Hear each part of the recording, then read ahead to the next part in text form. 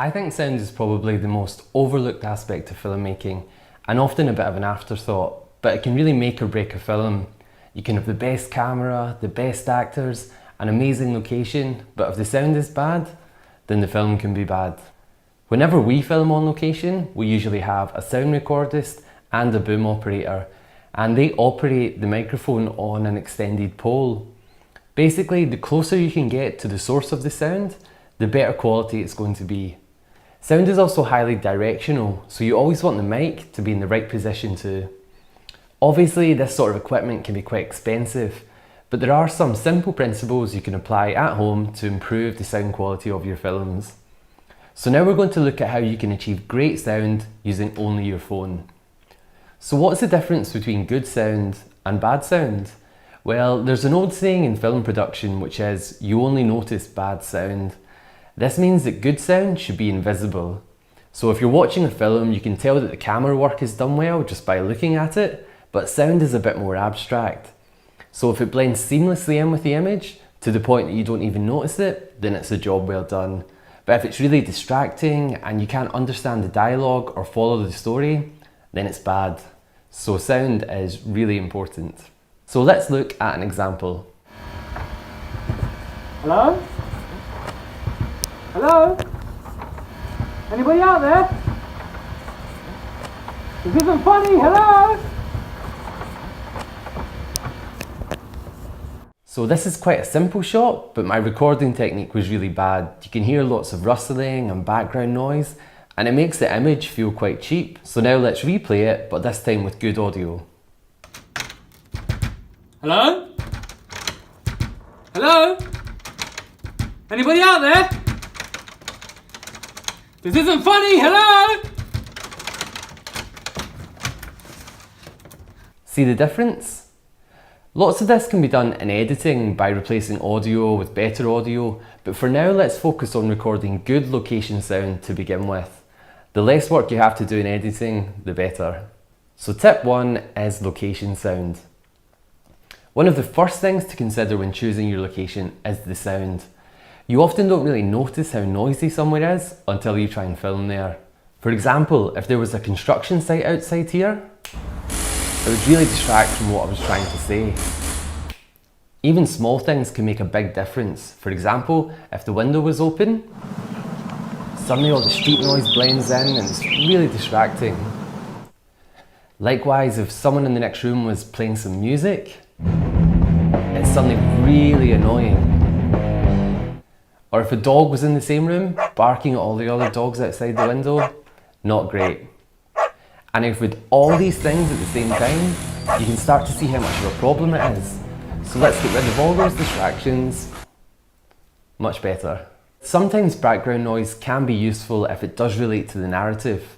A good rule of thumb is if you can see it in the shot, then it's okay to hear it. Otherwise the audience might be confused as to where the sound is coming from.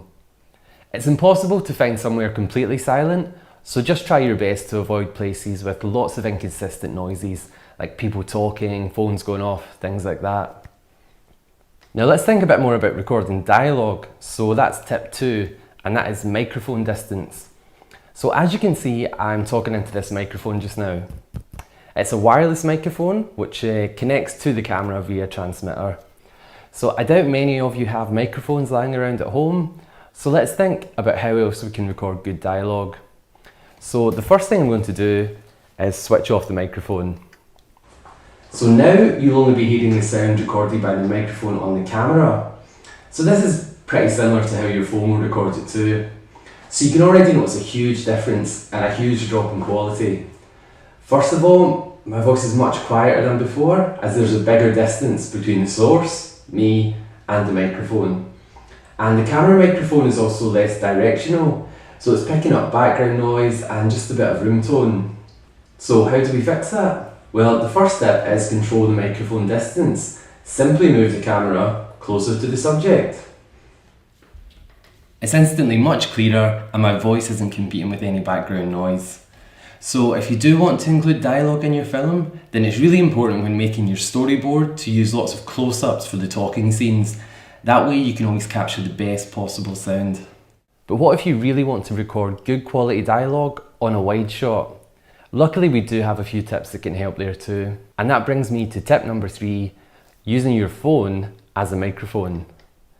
Nowadays, we all have amazing cameras in our pockets, but they also have amazing microphones too. So if you or a friend have a second phone available, you can actually use that to record the sound separately. You can then combine the two separate files during editing. This is a process called synchronization. Some editing programs can do this automatically, but you can still do it the old-fashioned way too, and we'll take a look at that in a minute. So this method is a bit like when I was talking about using a boom microphone on location shoots. It's the same principle. So if the camera isn't able to get closer to the actor, you need to get a microphone closer to them instead. So quite a fun technique is to hide the phone on the actual person, just like you would hide the microphone. So the best spot is usually a jacket pocket with the microphone facing up. It can make a little bit of rustling, so try and keep really still when speaking. Once you've set up, all you have to do is hit record on the phone and on the camera, and once they are both rolling, it's helpful to do a clap, and that way it's easier to sync up in the editing.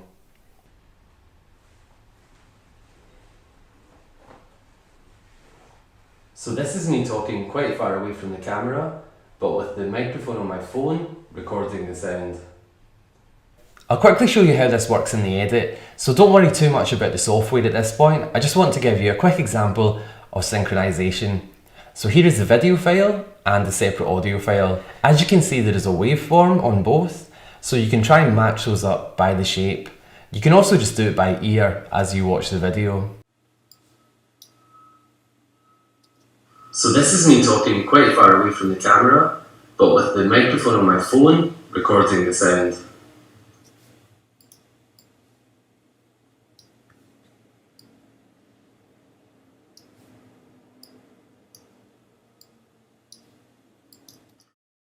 So this is me talking quite far away from the camera, but with the microphone on my phone recording the sound. Tip 4 is ADR. So ADR means automated dialogue replacement. So it's kind of similar to synchronizing sound like in the previous tip, but think of it more like reverse lip syncing. This technique is mostly used when the location sound is so bad that you can't even record it with a separate microphone. So it usually involves the actor watching back the recording, usually at a studio, and then redoing their lines exactly in time so it can be replaced with high quality audio. So this is really common in big Hollywood blockbusters. If they're filming a big fight scene or a car chase, for example, there will be so much noise and chaos that it's impossible to capture clean dialogue. So the actor would then record their audio later on as a voiceover, and the editor would put them together. So, for example, let's look at this clip of me with some bad audio. My favourite sweets are chocolate Mars bars. My favourite food is fish and chips. I support Glasgow Rangers. I can now re-record the same dialogue exactly in time just by holding the phone like a microphone.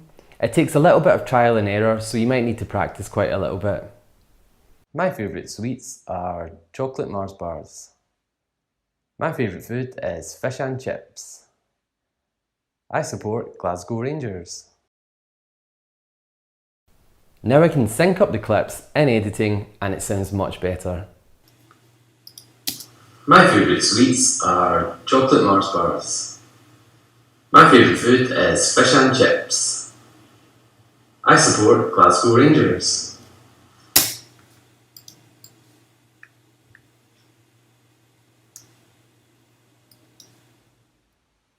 My favourite sweets are chocolate Mars bars. My favourite food is fish and chips. I support Glasgow Rangers. The downside is that this can be quite a lot of work and it can be a little tricky to do exactly the right speed and rhythm. However, it can be a nice trick for maybe a particularly noisy scene or location. Tip 5 is voiceover. So with DIY filmmaking, it can often be better to avoid too much dialogue as it's always going to be tricky to record. A good alternative can be including a voiceover or narration. So this allows you to feature high quality audio that also helps drive the story forward. Again, you can easily use your phone as a good quality microphone to record voiceover. Some tips would be balancing your phone on something as doing it handheld can pick up quite a lot of sounds of your hands touching the microphone. And don't stand too close or the whole thing will sound a bit distorted. The main thing to watch out for is something called popping. So letters like P, B and S often create pop sounds that can distort your recording. Peter Piper picked a peck of pickled peppers.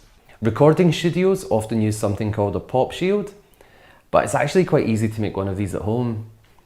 All you need is a roll of sellotape, a clothes peg and some tights.